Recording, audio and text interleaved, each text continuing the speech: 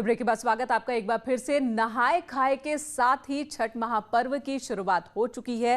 पहला दिन है आज नहाए खाए का। आज के दिन की भी अहम महत्ता है। आज के दिन सुबह सुबह जो छठ व्रती होती हैं और उनके घर की जो महिलाएं होती हैं और दूसरे वो सभी पहले नहाते हैं और उसके बाद ही कद्दू भात खाने की परंपरा है। आस्था के महापर्व छठ की तैयारी आखिरी चरण में है। कोरोना की वजह से इस बार यूपी के घाटों पर प्रशासन की ओर से अलग तरह की तैयारियां की जा रही है, खास तैयारी की जा रही है। उत्तर प्रदेश के अलग अलग शहरों में छठ पूजा की तैयारियां जोरों पर हैं। गोरखपुर, वाराणसी, सहारनपुर की तस्वीर आप देख रहे हैं। प्रयागराज में भी घाटों की साफ सफाई हो रही है। सूर्य की उपासना का सबसे बड़ा पर्व है ये, सबसे बड़ा त्योहार है छठ, और इस छठ को कोरोना से बचाने के लिए प्रशासन ने पूरी तैयारी कर रखी है।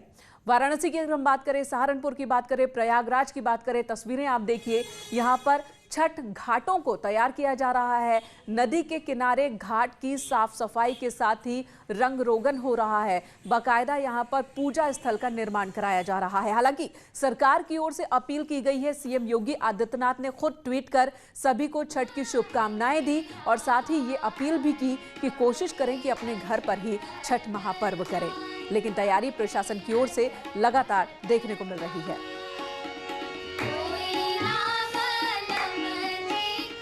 सीएम योगी आदित्यनाथ ने ट्वीट कर बधाई दी सभी को। सीएम ने लिखा कि प्रकृति के प्रति वंदनीय भाव के प्रतीक लोक आस्था के महापर्व छठ पूजा के प्रथम व्रत नहाए खाए की आप सभी को शुभकामनाएं। कोरोना अभी पूरी तरह से समाप्त नहीं हुआ है, कमजोर हुआ है। बचाव ही सर्वोत्तम उपाय है।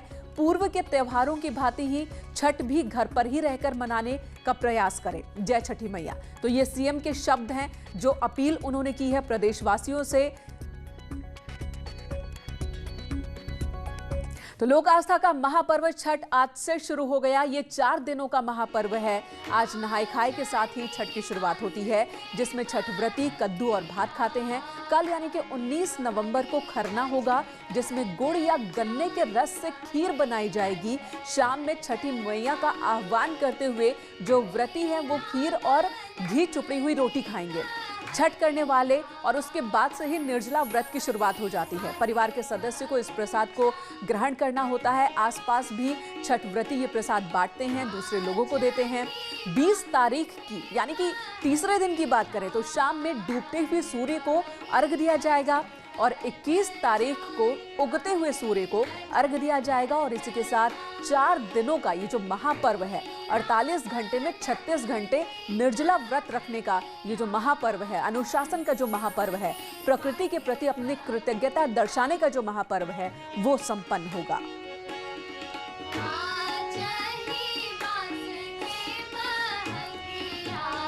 और चलिए आपको लिए चलते हैं गोरखपुर और वहां पर देखते हैं कि गोरखपुर नगर निगम ने किस तरह की तैयारी की है आस्था के इस महापर्व को लेकर।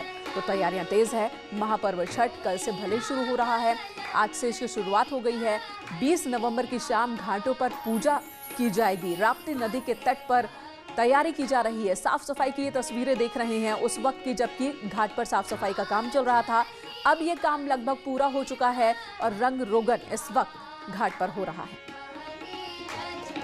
को लेकर घाटों पर भी तैयारियां तेज हो गई हैं। घाटों पर नगर निगम अब साफ सफाई में जुटा हुआ, साथ ही लाइटिंग की व्यवस्था कर रहा है। 20 तारीख की शाम और 21 तारीख की सुबह गोरखपुर के घाटों पर पूजा पाठ किया जाएगा और इसके लिए गोरखपुर में 100 से अधिक पार्कों में व्यवस्था की गई है। जो ताल पोखरे थे वहाँ पे सफाई की गई है और साथ ही राप्ती नदी के घाटों पे कई जगह पूजा पाठ की व्यवस्था की गई है। और खास करके राजघाट को तो सजाया जा रहा है क्योंकि यहाँ पे मुख्यमंत्री योगी आदित्यनाथ ने एक सुंदर घाट का निर्माण कराया है और राप्ती नदी के दोनों तरफ यहाँ पे घाट का निर्माण कार्य अभी चल रहा है। यहाँ पे आने वाले जो श्रद्धालु हैं उनको कोई दिक्कत ना हो, इसका विशेष ख्याल नगर निगम प्रशासन रख रहा है। अखिलेश पांडे के साथ राम गोपाल द्विवेदी, न्यूज़ 18 गोरखपुर।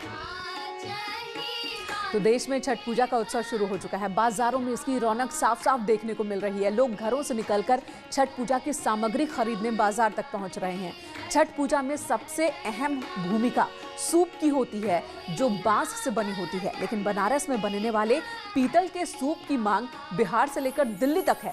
इनकी खासियत यह है कि ये पीतल के सूप सूर्यमुखी होते हैं जो सिर्फ और सिर्फ बनारस में ही बनाए जाते हैं। इन्हीं डिजाइन यही डिजाइन जो है इन्हें औरों से अलग भी करते हैं। बांस के सूप पूजा में शामिल होते ही हैं, लेकिन हर पूजा करने वाला व्यक्ति एक पीतल का सूप जरूर इस्तेमाल करता है। कहा जाता है कि पीतल में मां लक्ष्मी का वास है और इसलिए भी इसकी डिमांड ज्यादा है। और अब आपको शाहजहांपुर की तस्वीर भी दिखाते हैं। छठ पूजा की तैयारी यहां पर भी धूमधाम से नदी के किनारे सफाई की जा रही है, रंग रोगन किया जा रहा है। नहाय खाए के साथ ही महाव्रतियों ने पूजा का शुभारंभ कर दिया है। घाटों पर तैयारी पूरी है। कोरोना काल के संकट में इस बार सरकार ने निर्देश दिए हैं कि पूजा अर्चना का इंतजाम प्रशासन अपने स्तर पर करे, ताकि सोशल डिस्टेंसिंग को लेकर कहीं कोई चूक ना हो। शाहजहांपुर की ये तस्वीर दिखा रहे हैं, कन्नौज घाट की तस्वीर दिखा रहे हैं। सोशल डिस्टेंसिंग के साथ पर्व मनाने की इजाजत यहां पर दी गई है। सरकार और प्रशासन हालांकि लोगों से बार बार यही अपील कर रहे हैं कि घरों में ही छठ पूजा मनाएं। जिनके घर पर व्यवस्था नहीं है वो ही घाट तक आएं, ताकि ज्यादा भीड़ घाट पर ना हो। 2 दिन यहां पर छठ व्रती उनके परिवार के लोग इकट्ठा होंगे, सूर्य को अर्घ देंगे और इसी की वजह से घाटों पर खास इंतजाम किए जा रहे हैं।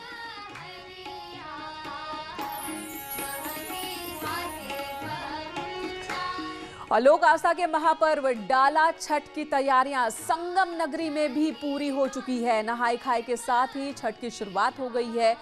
सूर्योपासना के पर्व की रौनक 20 नवंबर को सबसे ज्यादा देखने को मिलती है, जब डूबते हुए सूर्य को अर्घ देने के लिए बड़ी संख्या में छठ व्रती अपने परिवार के साथ, दोस्तों के साथ घाट पर इकट्ठा होते हैं। हालांकि इस बार उम्मीद है कि लोगों की संख्या घाटों पर कम होगी। अपील भी यही की जा रही है। कोरोना काल में व्रतियों से यही आह्वान किया गया है कि वो अपने घर पर ही छठ पूजा मनाएं। सूर्य को अर्घ देंगी महिलाएं और छठ व्रती। उसके अगले दिन उगते हुए सूर्य को अर्घ दिया जाएगा और इस महापर्व का समापन होगा। कोविड की वजह से संगम तट पर भी छठ पर्व को लेकर खास इंतजाम किए जा रहे हैं। फिलहाल रुकेंगे एक ब्रेक के लिए, तुरंत लौटेंगे, आप बने रहे हमारे साथ।